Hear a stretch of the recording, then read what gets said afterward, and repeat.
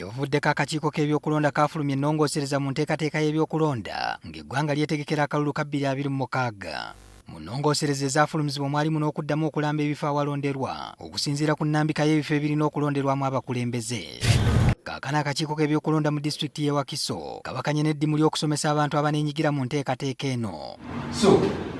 Nga basinziira mu musomo ogwetabiddwamu abamu ku bakozi ba gavumenti, abakulembeze n'ab'ebyokulonda e Wakiso bano bakubirizza abantu bonna okwetaba mu nteekateeka eno okulaba nga tebasigalira mabega. We don't want 2026 somebody to claim a polling station was created in a place they didn't know. Tukitegeddeko nti enteekateeka eno etandise n'okwekebejja ebifo awalonderwa okulaba obanga bikyaliwo n'okulamba ebifo bino ssaako n'okumanya ebifo by'abakulembeze abagenda okwesimbawo. Etteeka litulagira nti buli nga tenaba okulonda akakiiko k'ebyokulonda kanaatunulira electoral areas. Kino kitegeeza ki?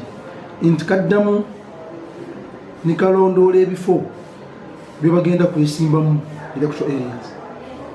Ne kaddamu ne katunuulira polling stations abantu bwe bagenda kulondera. Kizuuse nga bwe waliwo ebyalo ebirina omuwendo gw'abantu abangi ekiwalirizza ebyo ebiina abantu abatono okugattibwa okuweza omuwendo ogwetaagisa okusinziira ku nnambika ey'akakiiko k'ebyokulonda. Bwe baali tutwala abantu 600 kati 2. Bwe baali tutwala abantu 5,000 as the population to receive representation kati tugenda kutwala 1,000. Kyekyo kivuddeko nti ebifo ebimu bigenda kuba managed n'ebikendeera.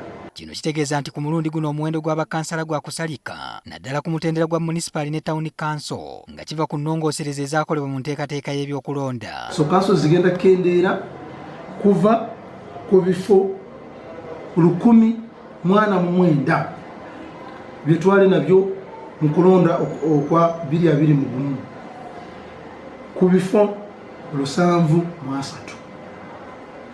okulonda kuno okujja.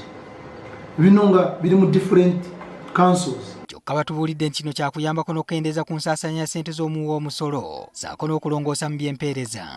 Era n'abapya abajja kibawe ekyokukola nti okulwanira ebifo kujja kweyongeramu naye obuweereza kye kijja okusinga obukulu.